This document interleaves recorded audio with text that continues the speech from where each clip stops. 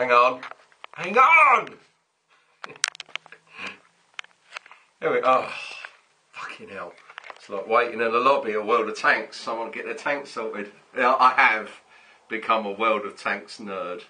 And before, when I said the Colchester posse, I got a right bitching. The Chelmsford posse! Or did I get that round the wrong way again?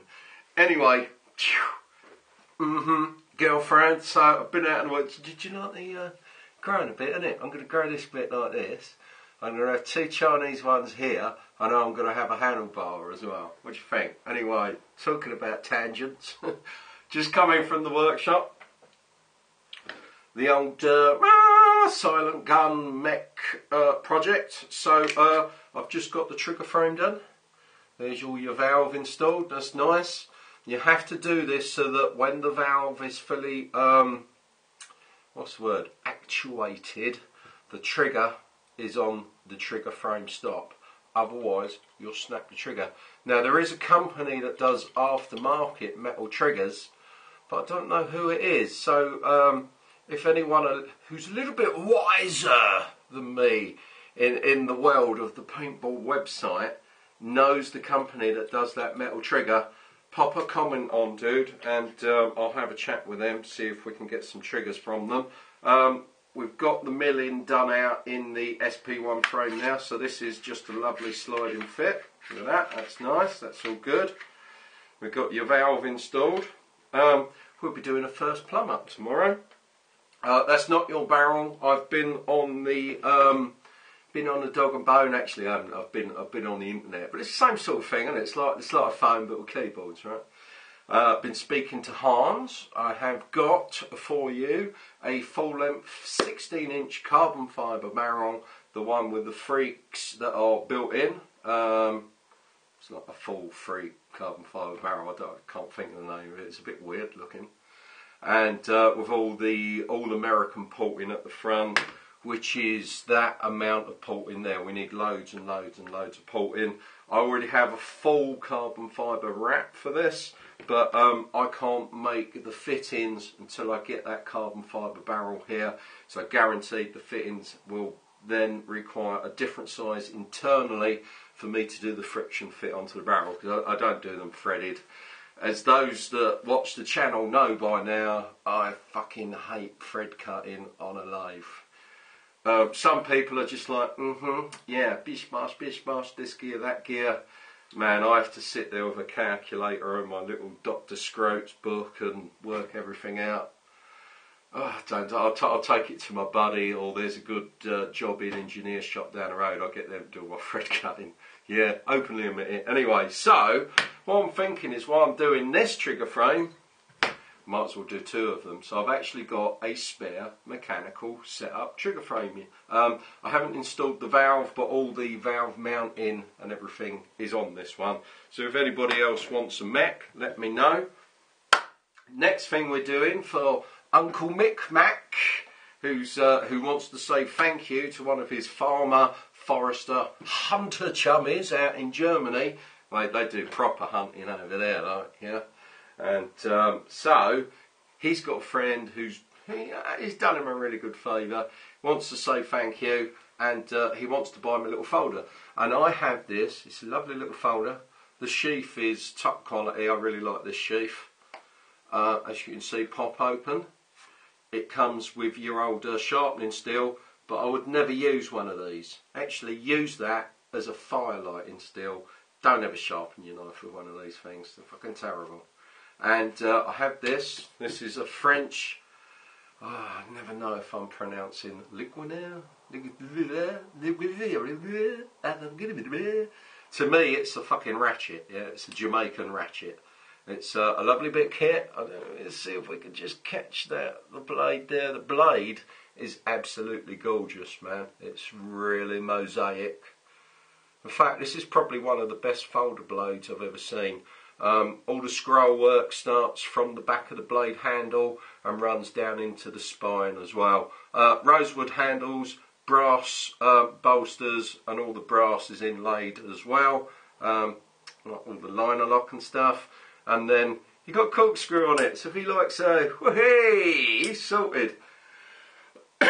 These are a general purpose, keep in your pocket all the time knife, but you can do the ratchet and flick it out if you want it to be a thug. I mean, I know that shape as a ratchet. I don't know why the French have to call it something different, but it's the old maitre d's knife.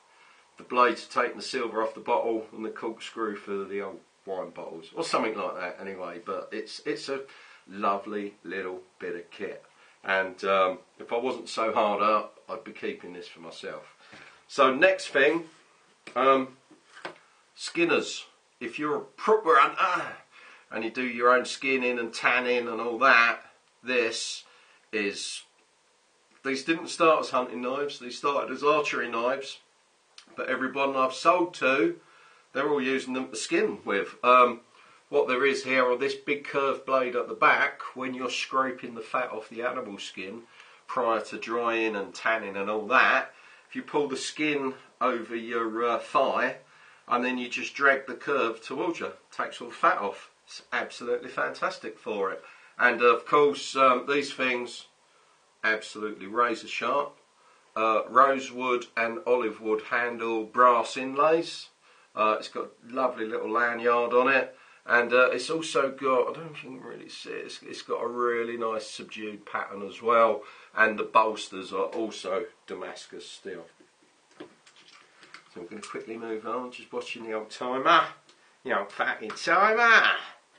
So, kitchen knives, Mic Mac, this one's for your secretary. I've got two shapes. This is a rounded curve end. This is for, you put your tip on the old chopping board and then you rock the knife, yeah? So the front of the blade doesn't leave the chopping board. They're 2.5mm thick. They've got a lovely sort of balance. Oh, sorry, I should be doing that in the camera. They've got a lovely balance and poise to them. Hang on, there we go. Right at the hilt. Rosewood handles.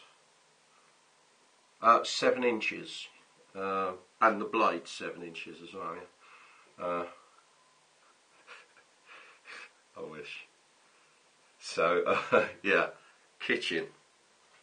But not only that one, with the old ram's horn handle.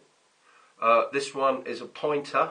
This would be a fillet, and again, oh, you might just be able to.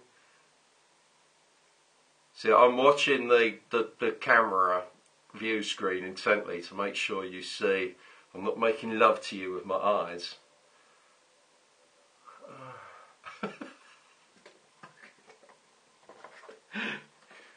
And then from the last set I did, this is the old butcher's dejointer. This is it's 4mm thick, so you can use this for anything you want. And this thing is razor. The whole idea of this is you've got your pig hanging up or whatever, one, and the limbs off. But I kind of like its shape as well. I love that sort of Filipino shape. That's really nice. But for me, I find this is just a little bit too long. And when I do my wooden sort of workout sticks, I find myself with this length catching my arm if I'm too close with this. But it's nice. I like this. It's really nice. Lets you get into that whole Filipino groove. It's really nice. I like that. That's all I've got for you today. So you can feck off. I'm so bad at you, like you worm farmers. Someone did ask me what a worm farmer was.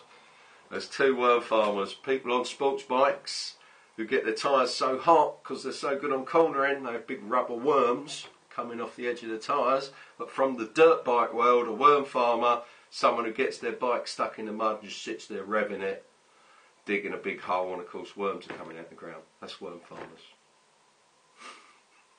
I'll catch you later, buds. Bye bye. Ta-da.